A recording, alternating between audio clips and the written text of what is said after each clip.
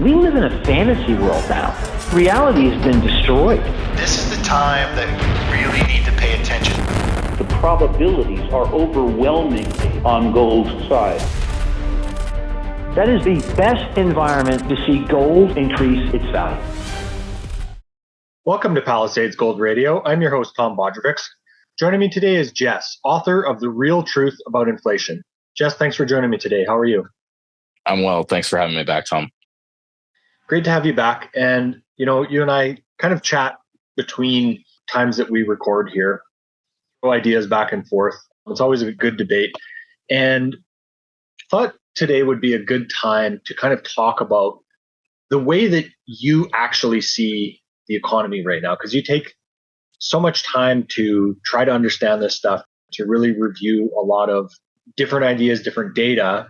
And I think a good place to kind of start this discussion today is talking about, job numbers and ADP numbers, some of the revisions and how this actually fits into the reality of where the economy is right now. Yeah. And I just want to preface with everything that we're about to talk about. I'm not an economist. So I've studied economics on my own time for the last about 10 years. And this is all just self-taught stuff and what I've been able to source and learn. So don't take it as gospel, but the jobs numbers, the data, I believe the job of an economist is to look beyond the immediacy of numbers as being just a direct line of information as this or that. It's not clear cut in the sense of higher numbers mean a stronger economy. And I think that's where a lot of economists tend to err in their ability to communicate why there's kind of a disconnect between economic data and how economists present it with their perspective on what they think it means and why and what's going to happen as a result of it. And I think it's because it has become too linear with the sense of here are these numbers and they just simply mean this. And to me, the job of an economist is to really dig down deeper and figure out why, the real root cause of why those numbers exist and why they are what they are. So, for example, with the most recent ADP jobs numbers coming out stronger than expected, I believe it was 118,000 jobs expected, and I think it was something in the range of about 150,000 was what came out. So on the surface, that looks great, right? Higher jobs means more jobs, means stronger economy. All is good, right? It's not that simple, unfortunately. And the reason it's not that simple is because you always have to ask the question, why are there more jobs? And in this case, economics is not as black and white and cut and dry as you might think. More jobs in a strong economy versus more jobs in a weak economy. More jobs in a rising economy versus more jobs in a falling economy. More jobs in a falling economy, but a rising stock market. More jobs in a rising economy and a falling stock market, right? Like there's so many variations of what can be occurring. And those are just two elements. There's so much more. There's the bond market. There's geopolitical tension. There's trade, right? There's so many aspects that go into economics beyond just, again, the immediacy of how we perceive it to be. So when we see stronger jobs, we don't tend to ask the question, why? At least I don't think a lot of people do. And when I see a strong jobs number in what we're going to get into is a slowing economy and a falling stock market and rising inflation and a bond market that is potentially unstable and so many other things going on, including tariffs and geopolitical instability and so on and so forth, I don't just take jobs numbers on the face and go, yep, everything's good. In fact, to me, that's a warning sign. It's a canary in the coal mine. And that term gets thrown around a lot, but I don't do interviews very often. The last one I did was with Tom here on Palisades 2 years ago. And he and I have, talked since then. We've batted around the idea of doing one between then and now, but we haven't. And, there's reasons why now it feels like the right time. And today's jobs numbers really kicked me into motion to reach out to him and say, we got to do this. Because, as I said, this is the canary in the coal mine. And I don't use that term lightly. And the reason that it is because in this instance, higher jobs numbers are a warning sign that's basically saying that people are so tapped out and maxed out that they have no alternative but to go get jobs to be able to finance the cost of living. And unfortunately, that means that they're not operating from a place of strength. They're operating from a place of disadvantaged weakness. And there's no good way to analyze that through a lens of positivity that can be spun in a way that says anything other than we're in a lot of trouble. So I felt it was necessary to reach out to Tom. Tom, I appreciate you, taking me on here because, again, I'm not an economist and I don't have any formal training. And it's, I spend most of my day learning as much as I can and listening to what I can and trying to make sense of all of this.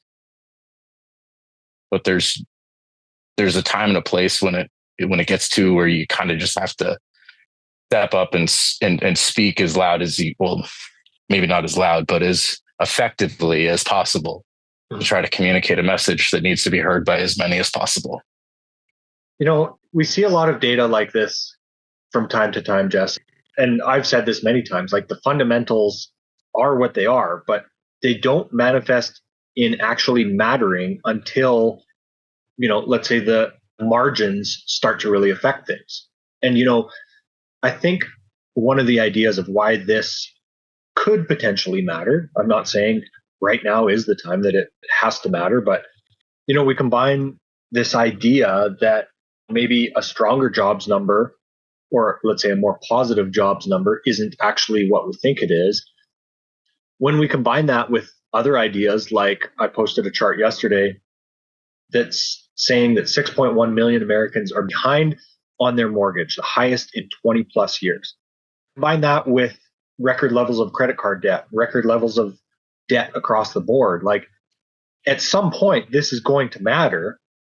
It still might not be today. It might not be this month. It might not be next month. But, there's only so much time that this weakness can persist for. And this ability of the consumer and or the Fed and or these zombie companies that are taking on debt at these higher and higher rates have the ability to kick this can down the road. Yeah, I don't argue with anything that you just said. I think that one of the points of contention that I find with all of this is the now factor, where you said it may not be today, it may not be tomorrow, and it may not be next week or next month. And that's probably correct to some extent. It won't be, we're not going to wake up tomorrow and the world's going to end.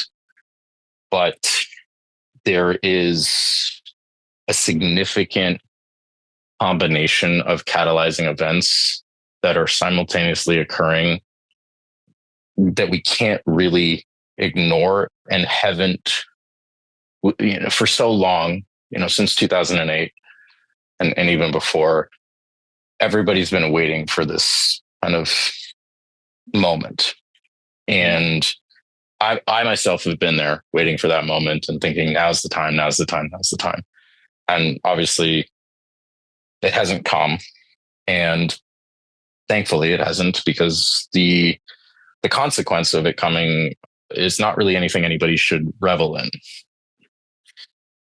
The entire premise of my book, if I were to sum it all up in kind of one sentence, is that the idea is that we are unavoidably destined to enter a long period of a hyper stagflationary depression. And there's no way to avoid it.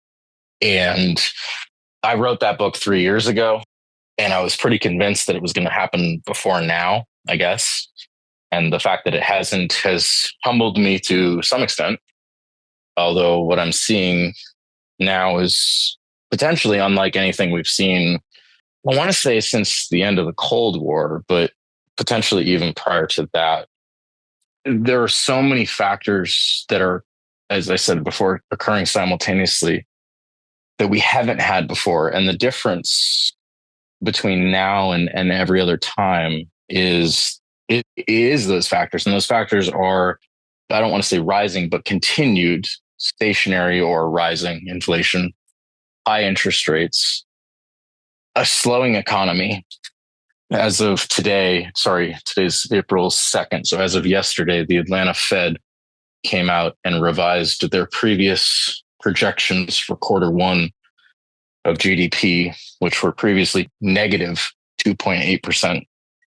They revised them down even further, about 9.9%. So it's down to minus 3.7%. And that's an annualized rate of growth projected by the Atlanta Fed. So this is going to be the first real negative GDP number that we've seen since 2022. And that was prior to 2022 was prior to interest rate hikes. And we had high inflation, 9%, as I'm sure most remember. Now, the thing that most don't think about is, at least I think a lot of people don't think about immediately, is that inflation didn't really ever come down from 9%. It just stopped growing at a rate of 9%. So it can, the way that the government and the Fed measure inflation is to say that it's rising at X amount month over month, year over year. And then they say inflation is down, meaning that it is not rising as fast, but it is still rising. So inflation never came down. It just slowed its rate of growth. Right. And so now we have rising inflation, continued rising inflation for, at this point, I mean, I call it since 2008, and actually I call it since 1913, but let's just say from COVID, you have rising inflation. It's slowed its growth of rise, but it's still rising. You have high interest rates, which did not occur before 2022. And I say high, but they're not high. 4.5% is not high. You have a contracting economy now, 3.7%, minus 3.7% annualized, projected by the Atlanta Fed. And you have a falling stock market. You have tariff implications from Trump, today's Liberation Day, supposedly. You have geopolitical tensions in the Middle East. You have geopolitical tensions in Ukraine. You have geopolitical tensions with China and Russia. And virtually, I mean, at this point, who isn't a geopolitical tension? Canada is a geopolitical tension. As you said before, people are maxed out on their credit cards. They're maxed out on their loans. They're maxed out on their savings. They're maxed out everywhere. And now they have to go out and they can't afford to live. So they have to go out and get a job. And so to me, that doesn't signify strength. What that says to me is that people are in trouble. And the last ditch effort that they have right now is to go out and get a job to try to pay the bills because they don't have any money anywhere else to finance what they need. Otherwise, they wouldn't be getting those jobs. And one of the questions that Tom and when Tom and I spoke before this interview, Tom asked the question of, Tom, how did you phrase it? It was essentially them getting jobs. Why is it that them getting jobs now versus before is somehow a differentiating factor? If you remember how you said it, we can go from that. But essentially, like, the difference as to now and before is that people were able to utilize their stock market portfolio and use that as collateral or draw from it. They were able to take out a HELOC against their house, a home equity loan. They could, cash out refi against their house. They could take out debt loans. They could use credit cards. They can't do that anymore.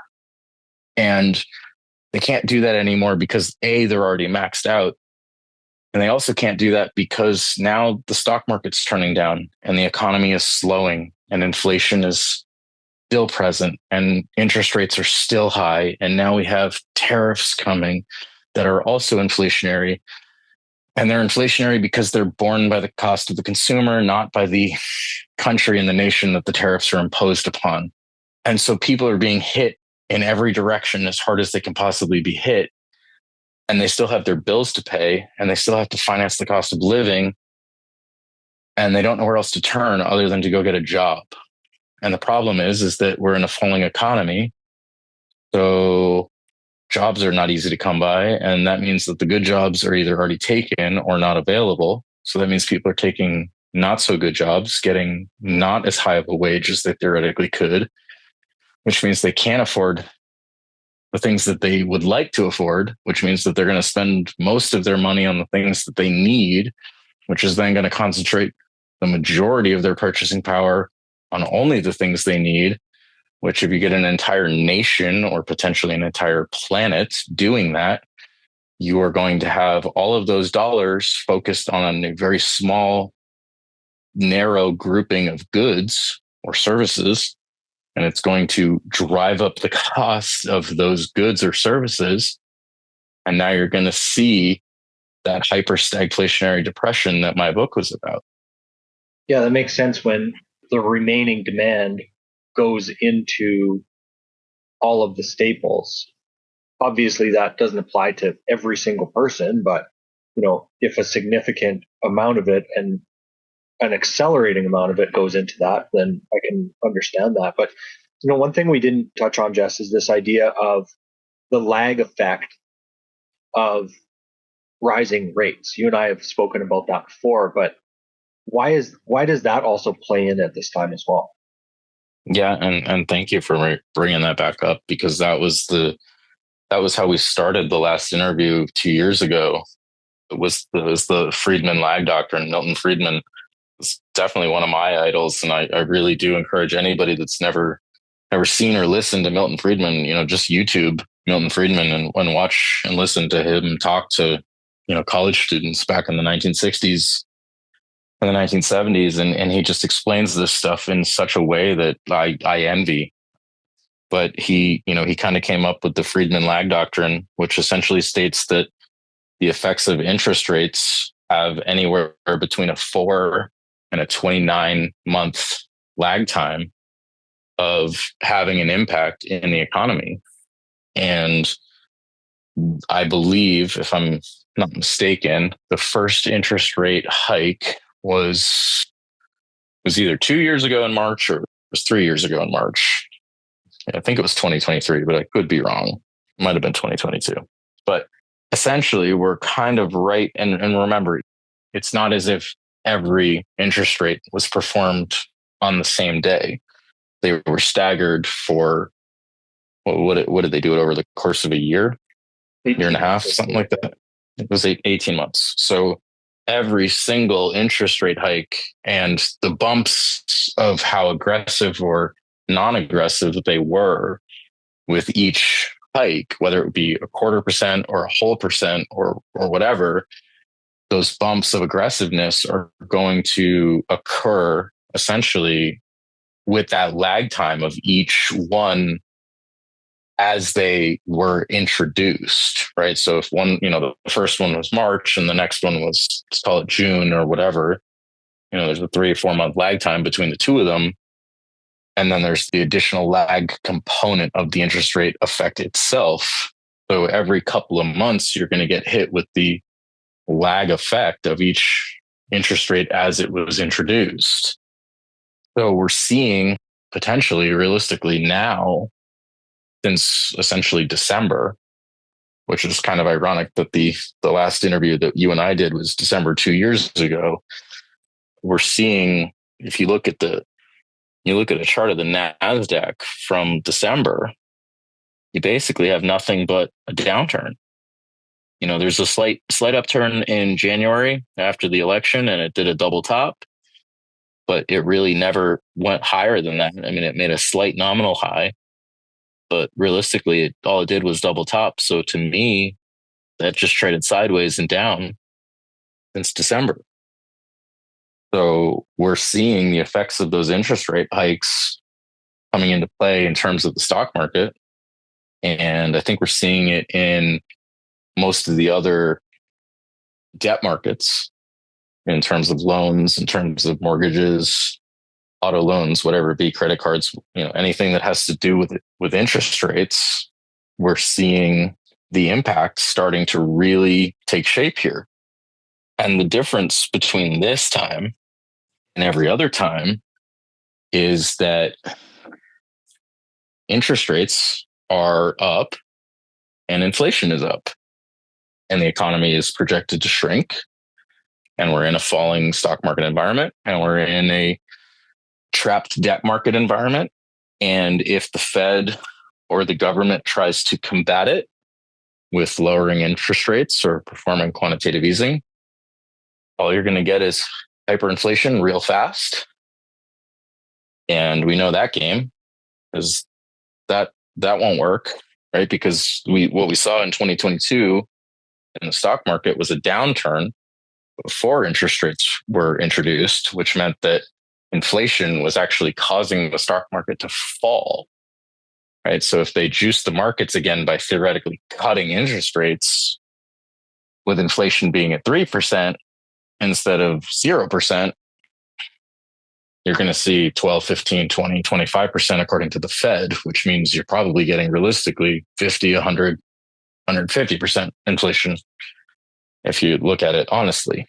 Now, obviously, measuring inflation is not just a cut and dry thing. You can't just cite inflation as, here it is, this is the number, and that applies to everything. I mean, there's inflation in sectors, there's inflation in goods, there's inflation, how people, I guess, see it in terms of prices versus the actual quantity of the currency supply. But the point being is that realistically across the board, inflation will go up exponentially if the Fed tries to use their typical tools of combating this. And so right now, they're using Trump to enforce these tariffs as a means of trying to stir up some inflation without actually looking like they're doing that, because they need inflation, because they need the dollar to devalue to continue to offset the total debt of the United States, of the 37 trillion or whatever the hell it's up to at this point.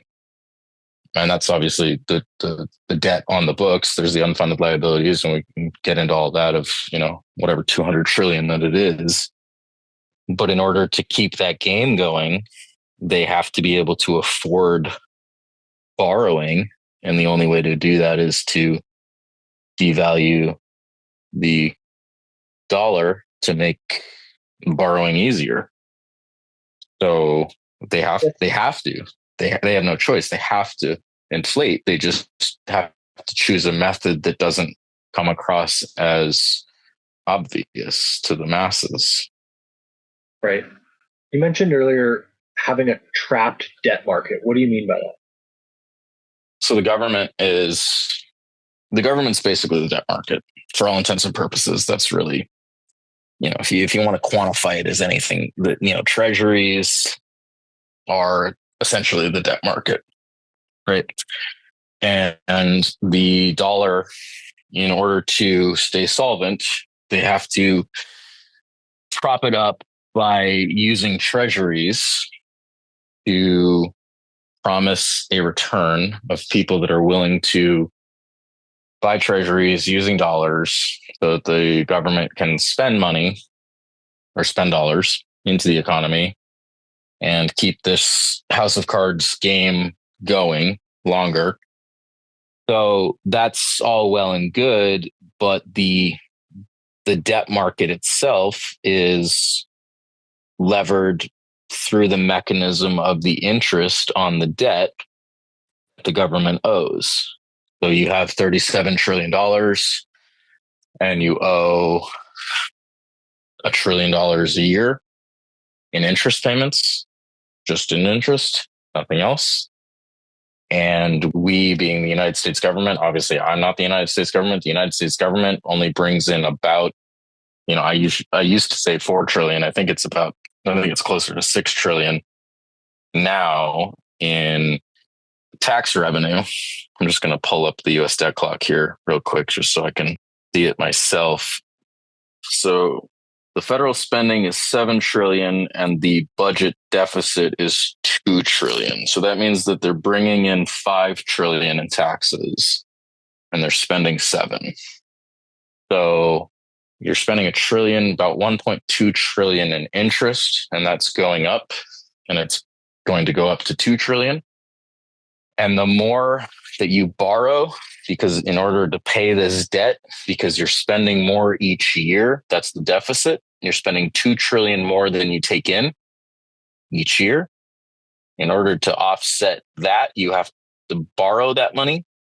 So that's where the explosion of the debt comes from. You're borrowing 2 trillion every year, basically, and you're owing $1 trillion on interest.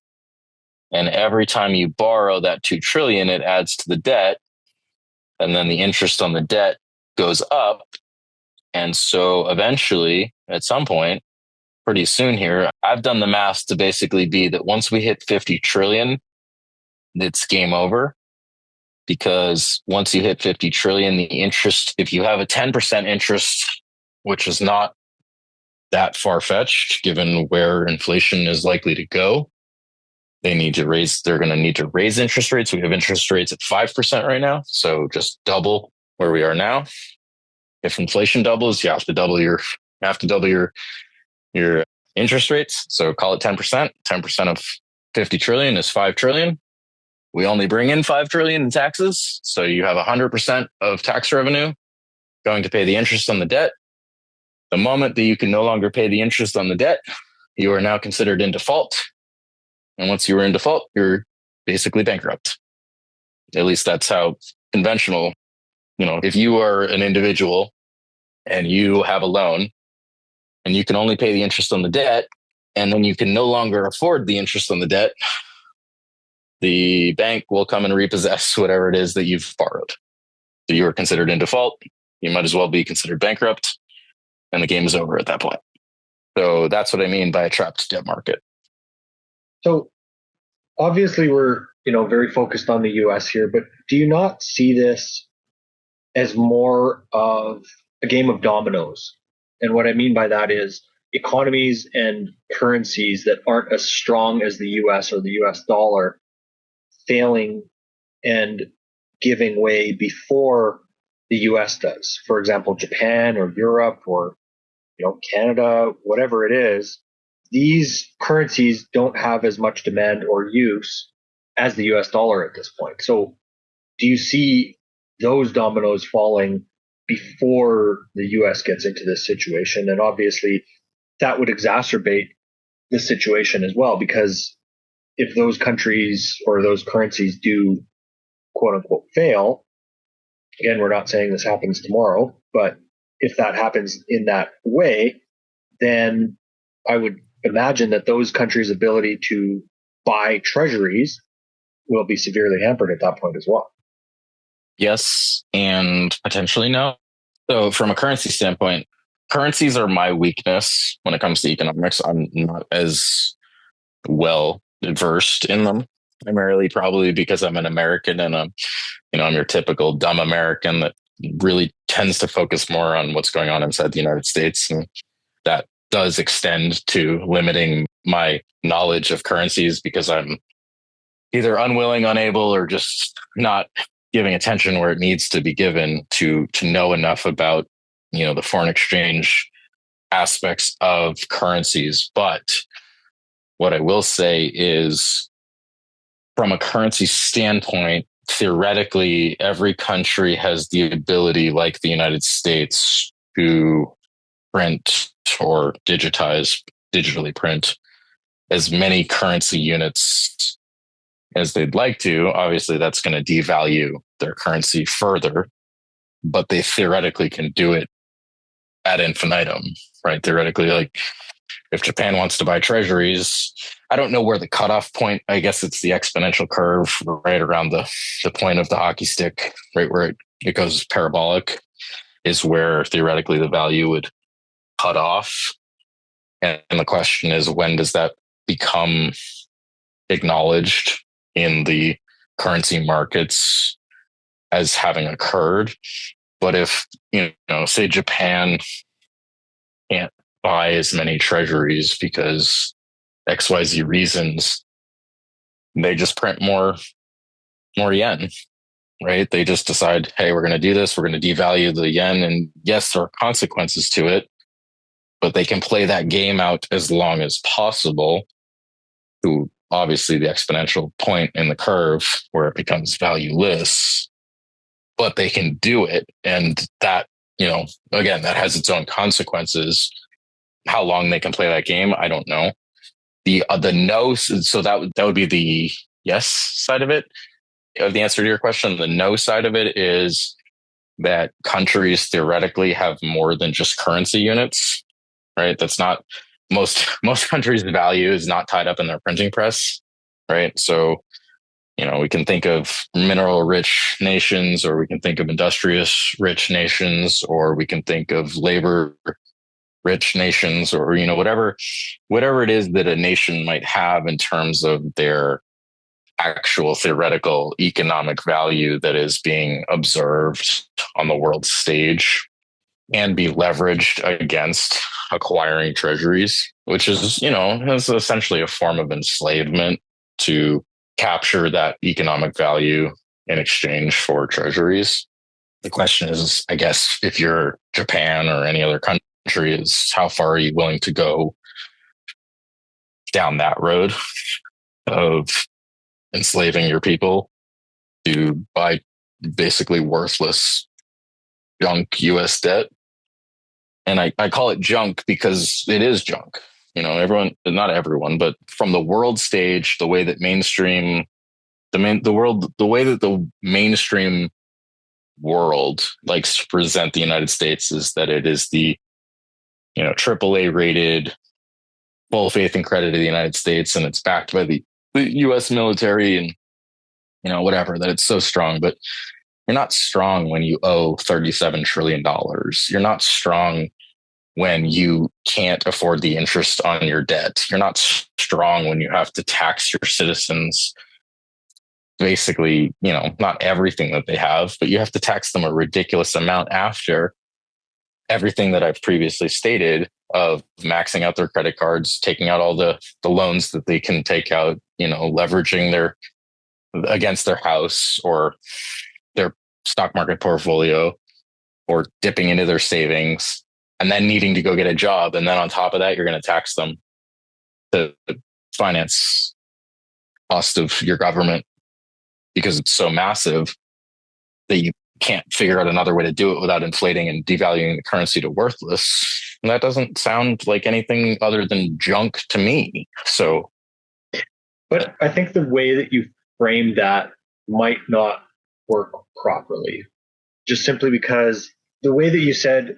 how far that government might be willing to go to devalue that currency, or to, as you said, like, I think it was like impoverish those, enslave those people.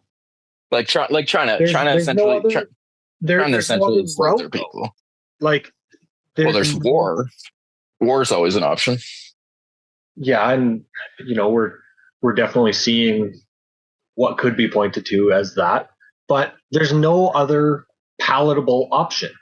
So I see four roads. Inflate or admit that you're insolvent and take the pain acutely instead of just keep inflating the currency and hope that the majority doesn't notice. And that has always, as far as I'm aware, that has always been the end game. It's not that anybody was willing to take the pain and say, you know what, it wasn't me that completely messed this up. It was many people in charge before me that messed this up, but I'm the one holding the bag and we need to take this pain. That I would love somebody to give me an example of that happening. Right. And there are very few historically. I mean, I'm sure they exist and we could probably dig and find them. I think I was going to say, I think for me, there are 4 avenues of outcomes, but realistically, there are kind of 5, with the 5th being the only viable solution. So there's default, there's inflation, there is war, and there is enslavement, right? You can enslave like China in the 90s basically enslaved their population. They built they built all these factories and made all this stuff for the world, and they sold it for pennies on the dollar, and they became a pseudo capitalist country as a result of it having enslaved their population, right? And somehow somewhat decent majority of their population is now considered middle class as a result of having done that. And from a long term standpoint of 90s to now 30 some odd years, it was effective and it has sort of worked. The fifth option is grow your economy for real. Become productive. Do the industrial. I feel like, sorry to interrupt for a sec, I feel like the first four are just steps along, the same steps along the same.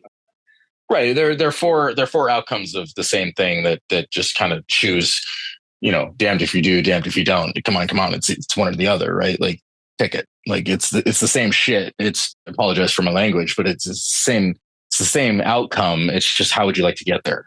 Mm-hmm.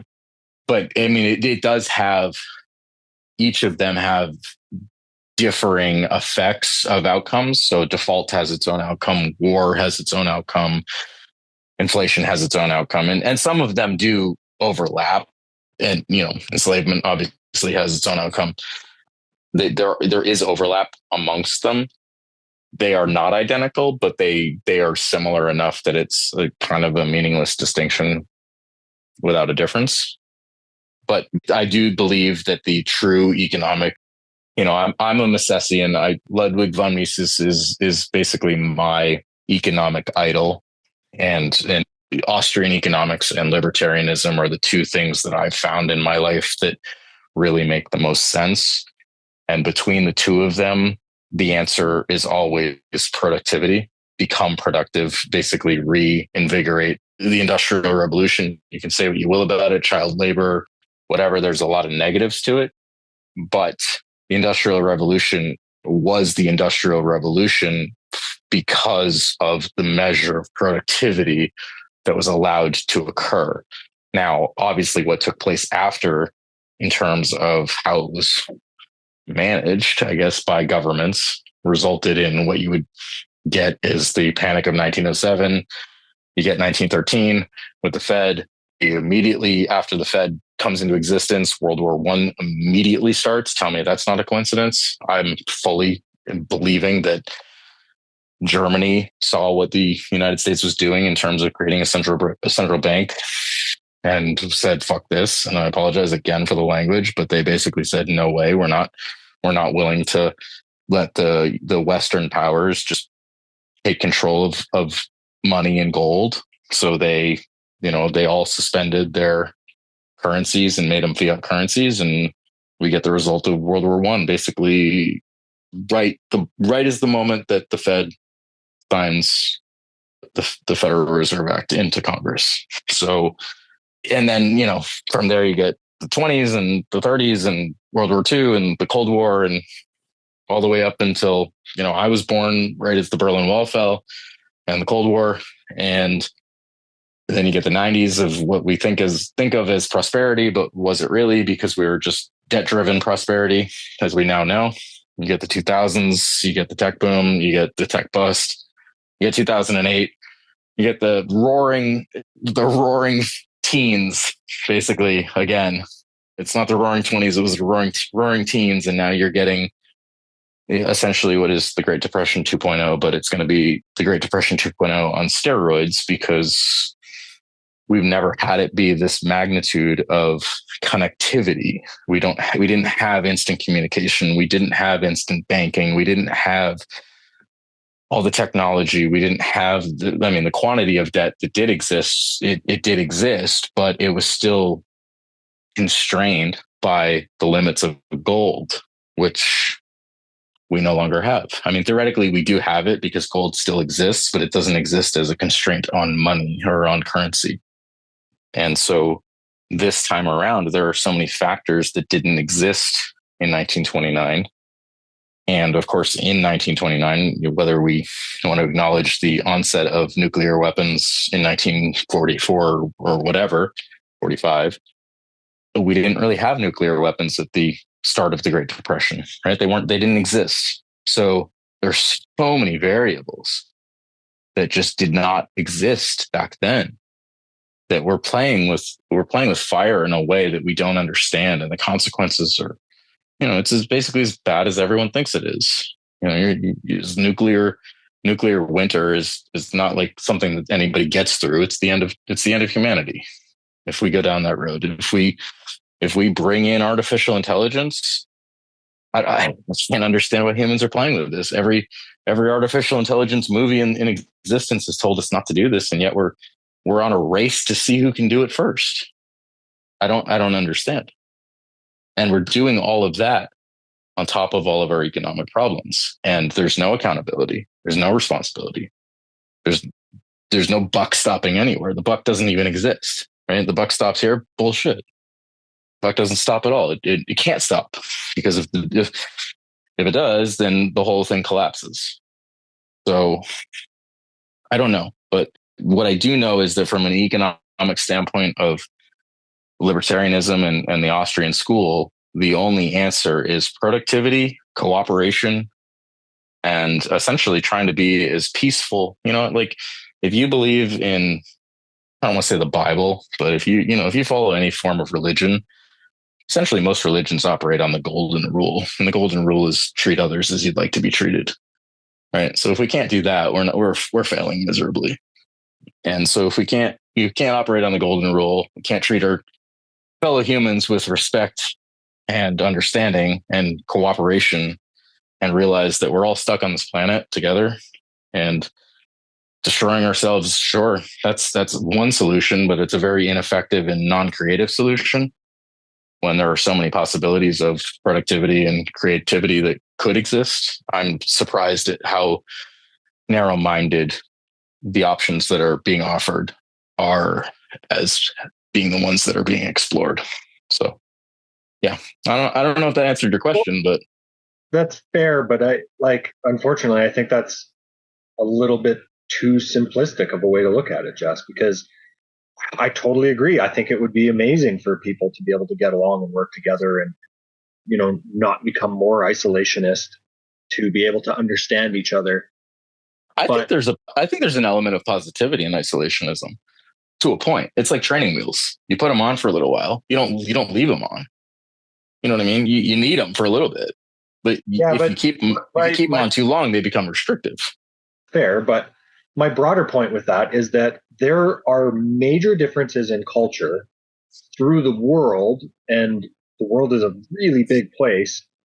And there are really big differences between certain cultures that I don't think can be solved over, a couple years, never mind a couple interactions, right? There are differences in culture that cannot be simply solved without, generational timeframes, I think. And, right. I want to be hopeful. You and I discussed quite a bit about, before we hit record today, about the idea of, influencers within the space working together to get this message out productively to a bigger portion of the population. But imagine how resistant, let's say, some 25-year-old that is, let's just say, doing all the things that 25-year-olds do nowadays. I don't think that you're realistically going to get them to care about economics all of a sudden. Never mind somebody that you're going to make them try to see your point of view when their culture has been completely not only educated, but brought up in such a way to understand that you are the enemy. Like, again, I want to agree with you. I would love for people to be able to get along and work together. But that, in this day and age, there are such wide differences to bridge at this point. And maybe we do need some sort of a moment that refocuses people's priorities, but that's just as detrimental as losing a good amount of the world's population. Like, I don't want to be negative here, but I don't know how you get that any other way. Right. And I agree with you that it's a generational solution to this problem. Nothing's going to be done today, tomorrow, next week, this year, next year that fixes this issue. Unfortunately, even though Trump comes in and says that, he's going to take out the deep state and all the corruption, he's part of it. Whether you believe it or not, they're all part of it. Anybody at that tier of level has, they have ties of connections they're so exposed and so vulnerable to anything against them coming out. And don't get me wrong, Trump had his day in court or whatever, and he was found guilty and whatever. I don't really care one way or the other. But to say that any politician is going to fix this is impossible. That's not, no one individual can come in, or even potentially a group of individuals in the government. People are going to bash me probably for this, but Chris Silvershield, can't even remember his name. Chris Dwayne was a voice that I listened to for a very long time until he actually stopped speaking. And Chris used to say that the solution to a problem cannot be fixed by implementing the elements that essentially caused that problem. So you cannot solve government by using government. You cannot fix the brokenness of government with government. You don't use, the cure to a virus is not the virus itself, although theoretically that is how we make vaccines.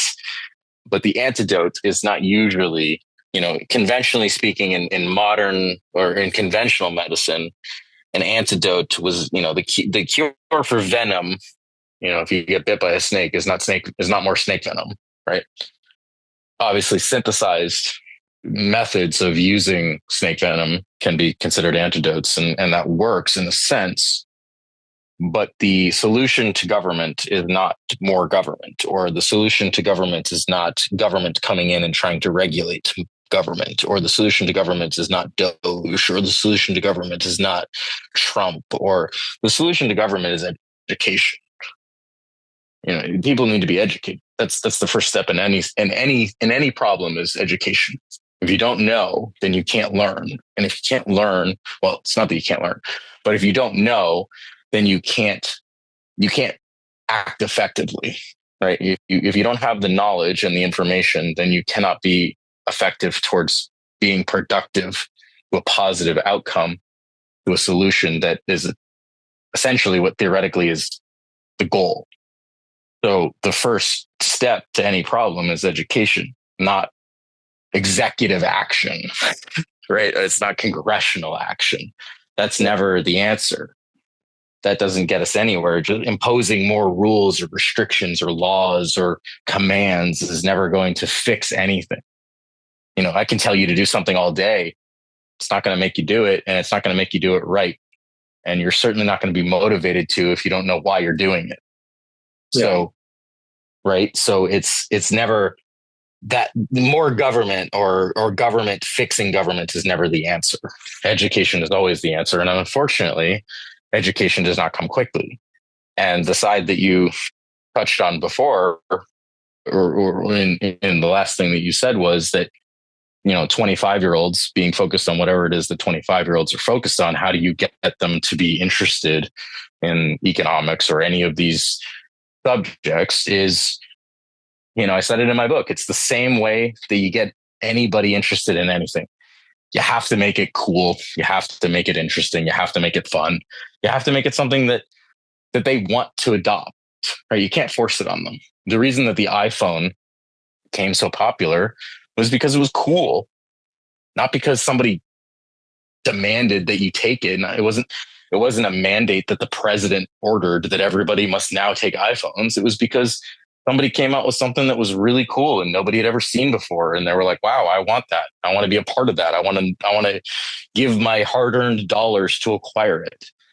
And you got to make education fun. You got to make it cool. You got to make it interesting. It can't be this mandated thing that you got to go to class every day and sit for 8 hours in a prison cell, essentially, staring at a wall, listening to somebody yap at you. It has to be a discussion, a dialogue. It has to be involved. It has to, you know what I mean? Like, we're so one dimensional in how we understand seemingly, apparently, everything. There's this one way that we do everything, and nobody is willing to adopt or consider or examine any other method.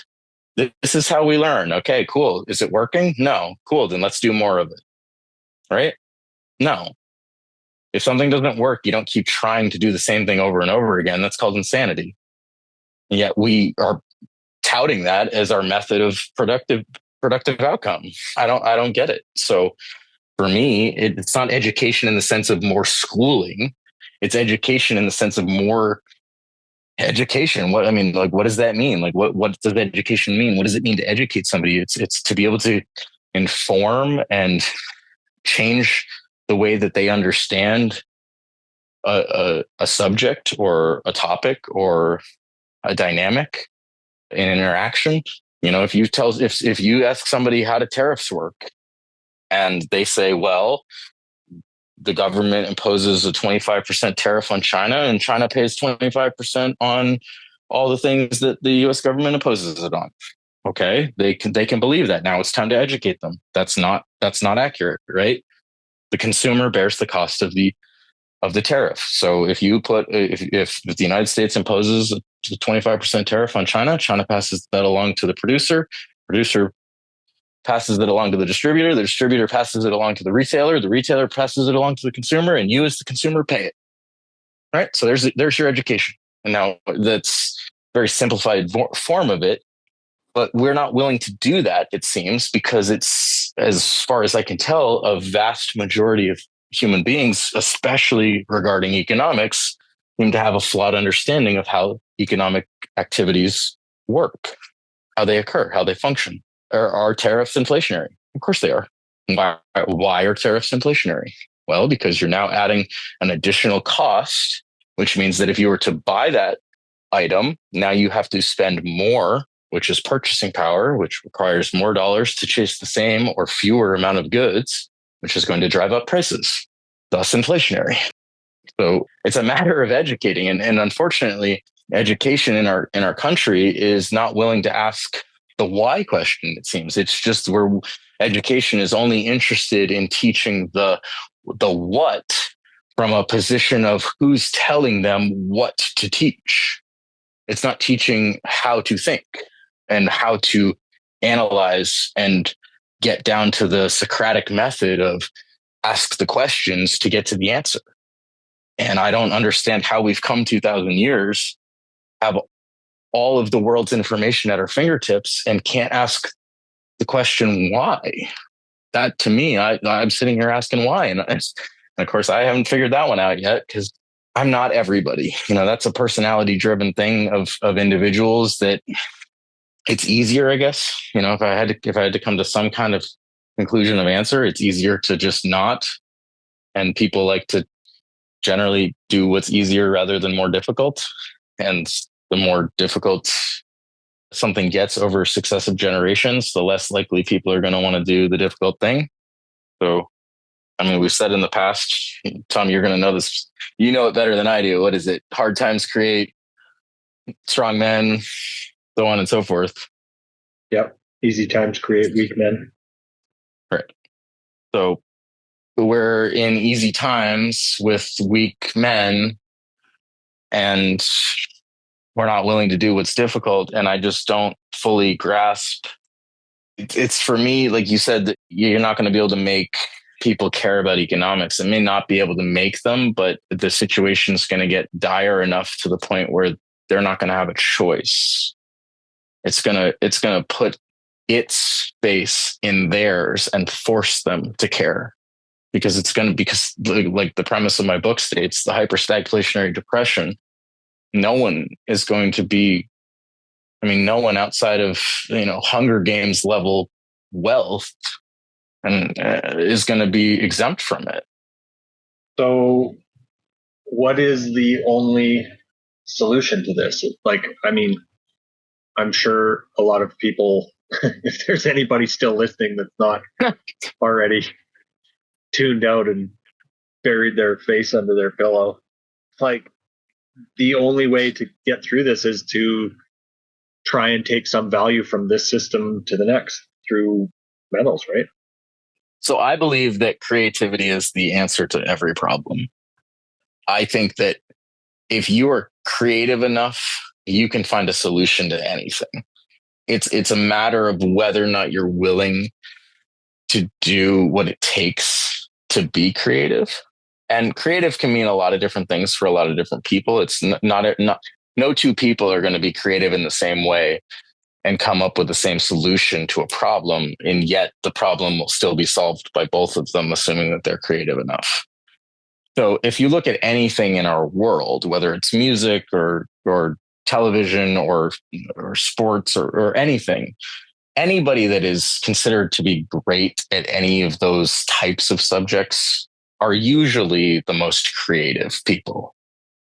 And that's because they're willing to be creative. And it's not like there's a one size fits all creativity answer. It's not like this is what creativity is and you have to abide by it. Creative is different to every single person. How you view something versus how I view something, there's going to be different. And that's the merit and value of creativity, is that you're going to see something completely differently than I do. And you're going to come up with a completely different creative response. And it's going to be just as helpful and productive, theoretically, assuming that you are willing to put in the creative effort significantly enough to actually develop something worth offering. And basically the saying of what is worth offering, the proof is in the pudding, right? So like I was a fifth grader at one point. I think most of us were. We had to build bridges in class. They were built out of popsicle sticks and glue. And the idea was, how many weights can you hang off of this miniaturized bridge? And the idea was to show the theoretical level of creativity of the individual to build a bridge that was strong enough to withstand X amount of weights. And the more creative that theoretically you were, the stronger the bridge would be. And not every bridge looked the same. Not every bridge had the same design structures. You know what I mean? There were vast varying differences. And I'm sure that this was performed in every classroom in the country over, a series of X number of years. You'd see thousands and thousands or tens of thousands of different designs of bridges, right? And yes, there are certain kind of amalgamated core groups of designs that tend to be better effectively in terms of like a bridge design than others.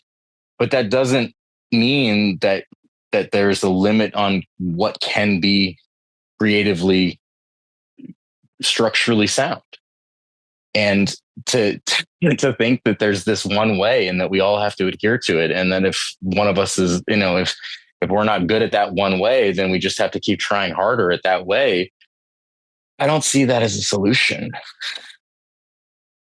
So I just believe that humanity has such potential, and we are just shirking that potential because we'd rather look at our phones and watch Netflix because it's easy than to sit down and think about something or do something that is creative and productive in a way that, benefits more than just ourselves potentially. I mean, it starts with just ourselves, do something for you and then create it in abundance. That's basically what economics is that let's say I grow a garden.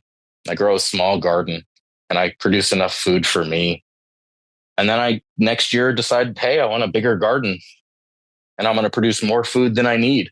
Now I have food in abundance. Now I can offer it to my neighbors, to my friends, to my family, and potentially I can offer it for free, for nothing, or I can offer it in exchange for something, right? I have food, you have water, let's trade, right? That's creativity in abundance right there. Solutions to problems. But we are really good at seemingly able to find problems to solutions rather than solutions to problems.